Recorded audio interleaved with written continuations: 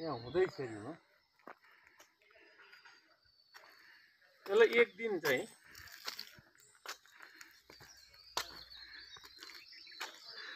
यो कस्तो खालको रहेछ यसरी जानुपर्छ यहाँबाट चाहिँ सिँढी चढ्नुपर्छ यसरी जानुपर्छ यो मूर्ति यतापट्टिको त्यो उ पनि झिक्नु मन्दिर गुराँसहरू जाने हैन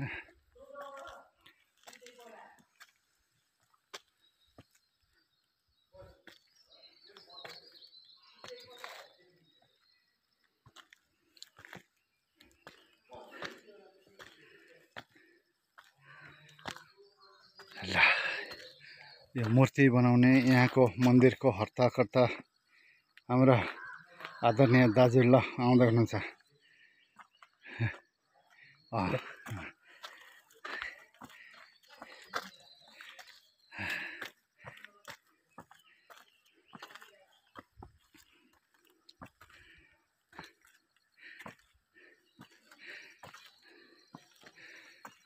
यसरी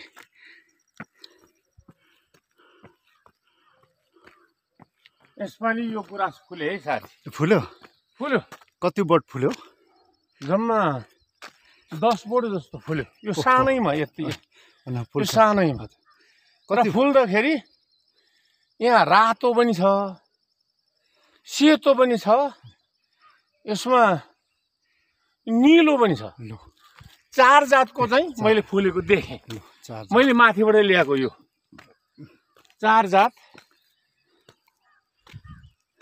4वटा चाहिँ फुलेकै देखेँ मैले ल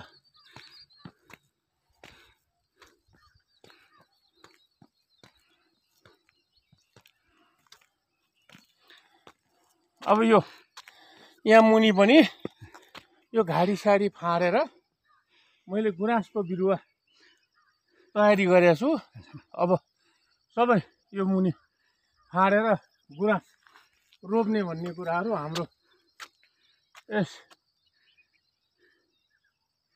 बग्राकुण्डाको चाहिँ हजुर हाम्रो योजना छ ल एकदम गजब गजब यो त बिचमा पो बनेछ त है यो मूर्ति त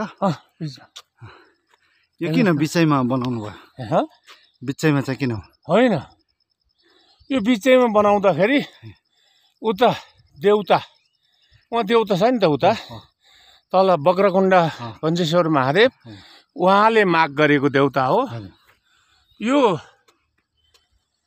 उहाँले यो नाग देउताको ठुलो यो उहाँको वासस्थान भएको हुनाले यो देउता चाहिँ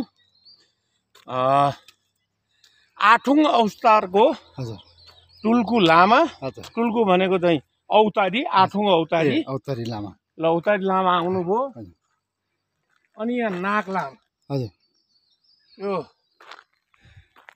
नाग लामा नाग हजुर नाग लामा धरानबाट एकदम उहाँ पनि पुरा हजुर चाहिँ यो के हुन्छ भन्ने कुराहरू हजुर पुरा उहाँ आउनु भएको हुनाले यो चाहिँ यहाँ यो नागको चाहिँ शिर यहाँ भएको हुनाले यो चाहिँ नाग देउताको चाहिँ राजा भएको यो चाहिँ च्याङ्ग्रेसी देउता बुद्धको ऊ भएको हुनाले यो देउता बनाउनु पर्ने भएको हुनाले हामी सबैले चोइस गरेर बनाएको हौँ यसरी ल हेर्नुहोस् त यहाँ बनाउँदैछौँ यो उतापट्टि फर्किएको छ कि यतापट्टि उता उता फर्किएको छ हैन उता फर्किएको छ हेर्नुहोस् है त्यहाँ हेर्नुहोस् कति कुरा कति कुरा बनाउनु पर्ने छ ल अब यसको बारेमा थोरै भनिदिनुहोस् न यो के को मूर्ति हो यो हाम्रो यो च्याङ्ग्रेसी भनेपछि यो सबै कुराहरू पर्छ अगाडिबाट तपाईँ हेर्नु सक्नुहुन्छ यो चाहिँ नि हामीले तल हैन 5 फुट यसको जक 5 फुटबाट यो जति पनि यो हामीले रिङ्गो चाहिँ उ गरेका छौँ यो सबै वरिपरिको चाहिँ गाह्रो हो गाह्रो पनि सानो सानो गाह्रो मात्रै हो, एकपट्टिको गाह्रो।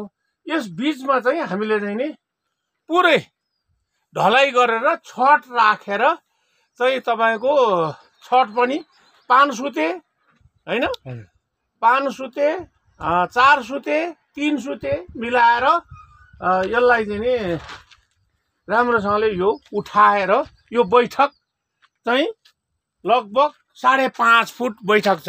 यो बैठक यो भुइँबाट चाहिँ भुइँभन्दा मुनि 5 फुट छ यसको जग, र हामीले चाहिँ नि ढलाइ गरेर पिल्लर जस्तो उठाएर यसलाई ल्याएका छौँ।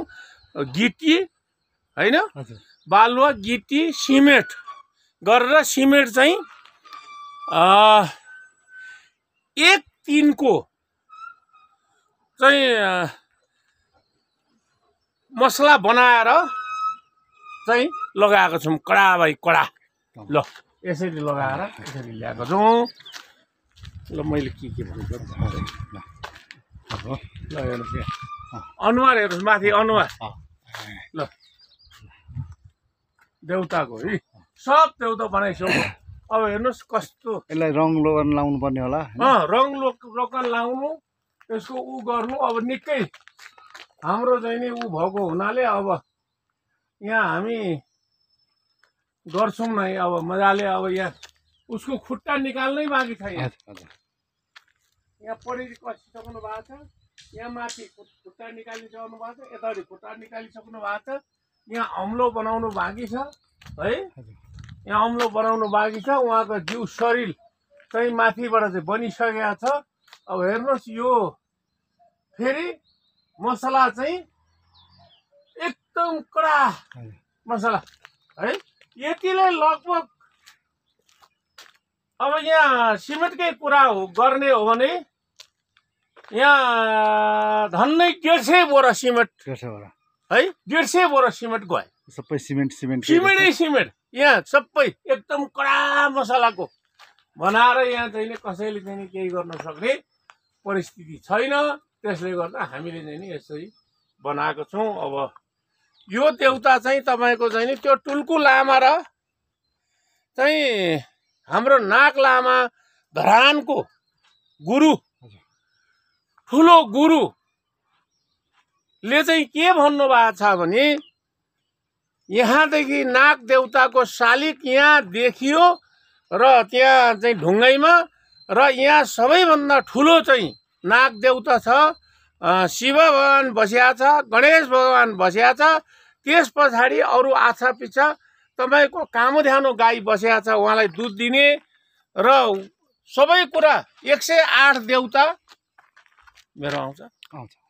108 देउता चाहिँ यहाँ भएको हुनाले यहाँनिर हेर्दै आउँदाखेरि उहाँहरूले चाहिँ यो नाग देउता र यो सबैको शिर यो डाँडामा भएको हुनाले उहाँको शिरमा बनाउनु पर्छ भन्ने कुराहरू उहाँले गरेको हुनाले हामीले यो बनाउन थालेको हौँ। र प्रदेशबाट हामीलाई 10 लाख रुपियाँ चाहिँ रकम छुट्याइदिएको हुनाले यो बनाउन थाल्यौँ। तर हामीलाई यो 10 लाख रुपियाँ के पैसाले मात्रै यो पुग्नेवाला छैन। यो हामीलाई चाहिँ नि अब यहाँ वरिपरि चाहिँ नि चौतारा बनाउनु छ, त्यहाँदेखि चाहिँ नि अब यहाँ हरेक बनाउनु पर्ने भएकोले हामीले धेरै पैसाको आवश्यक परेको छ। धनकुटा नगरपालिका र फेरि प्रदेशसँग पनि केही पैसा माग्ने भन्ने कुराहरू हाम्रो कुरा आइरहेछ। यहाँ बनाउँदैछौँ।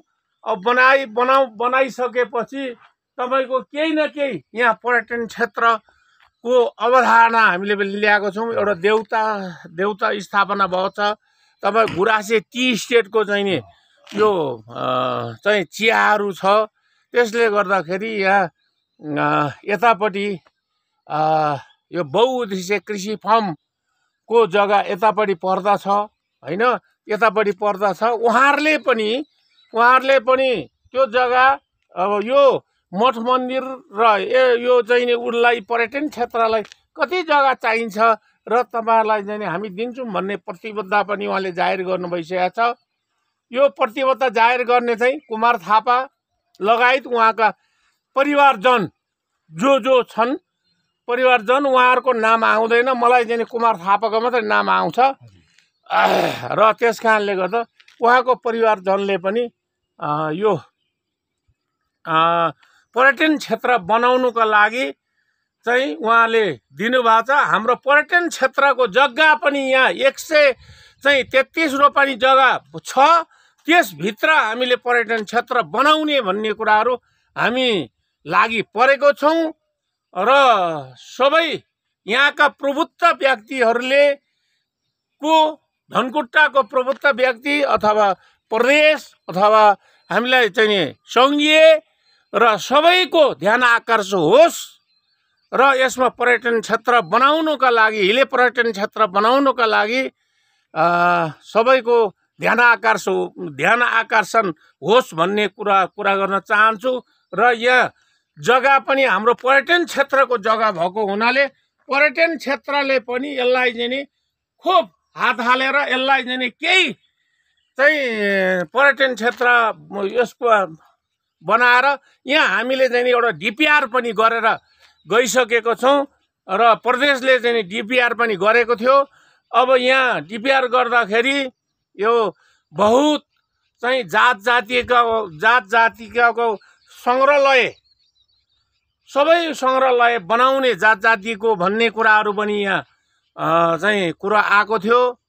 त्यो अहिले कसरी निदाइरहेछ त्यो प्रदेशले झकझकाएर यसलाई बनाउनु पर्छ भन्ने कुराहरू पनि कुरा गर्न चाहन्छु। एउटा सामुदायिक भवन पनि बनाउनु भनेको थियो, त्यो पनि बनाइदिनका लागि म अनुरोध गर्न चाहन्छु। यहाँ सबै कुराहरू तपाईँको चाहिँ नि यो जात जातिको भवनदेखि लिएर बुद्धको ठुलो यहाँ माथि चाहिँ नि एउटा डाँडा छ, त्यसमा चाहिँ बुद्धको मूर्ति बनाइदिने, अनि यहाँ चाहिँ सागाको चाहिँ शिवजीको चाहिँ मूर्ति जत्रै चाहिँ यहाँ मुनि पनि बनाइदिनका लागि उहाँहरूलाई म अनुरोध गर्न चाहन्छु।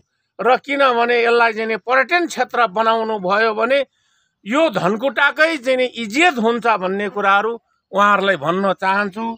प्रदेशका मित्रहरूलाई र सङ्घीयको मित्रहरूलाई, सरकारहरूलाई, प्रदेशको सरकारहरूलाई, नगरको सरकारहरूलाई भन्न चाहन्छु र जिल्लाको सरकारहरूलाई भन्न चाहन्छु। त्यस कारणले गर्दा यो तीनटा सरकारलाई नै आग्रह गर्न चाहन्छु। यो प्रदेश र सङ्घीय मिलेर, नगर मिलेर यहाँ पर्यटन क्षेत्र बनाउनलाई अनुरोध गर्न चाहन्छु।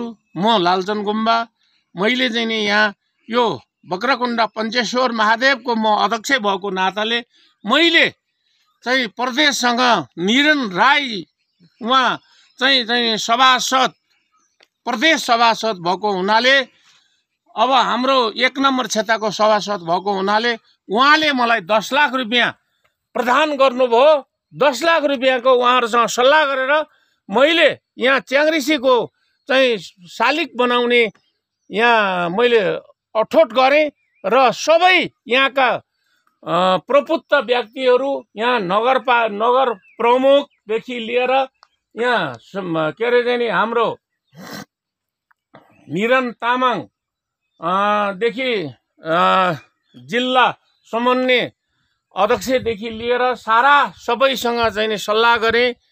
प्रदेशका निरन राईदेखि लिएर हाम्रो यो चाहिँ यो इन्द्रमणि पराजुलीदेखि लिएर सारा राजेन्द्र राईदेखि लिएर सारा सबै सङ्घीय चाहिँ सभासद चाहिँ हाम्रो धनकुटा जिल्लाको सभासद राजेन्द्र राईज्यूदेखि लिएर सारा हामीले चाहिँ नि उहाँ चाहिँ खानेपानी मन्त्री पनि हुनुहुन्छ, उहाँले पनि सरसल्लाह दिए अनुसार हामीले यहाँ बनाएको छौँ र सबै साथीहरूको ध्यान आकर्षण होस् र हिले बजारदेखि लिएर सबै, यो मेरो मात्रै होइन सबैको चाहिँ यो साझा पर्यटन क्षेत्र भएको हुनाले यो सबै हाम्रो हिलेवासी, धनकुटावासी दाजुभाइ तथा दिदीबहिनीहरूलाई सबैको ध्यान आकर्षण होस् र बनाउने बेलामा त चाहिँ यसो अलिअलि खट्ने र दुनियाँ ऊ गर्ने त हामी नै यही बक्राकुण्डा समिति नै भयौँ हजुर र भए तापनि तपाईँको चाहिँ नि सबैको ध्यान आकर्षण होस् भन्न चाहन्छु म। ल धन्यवाद अँ, ल। धन्यवाद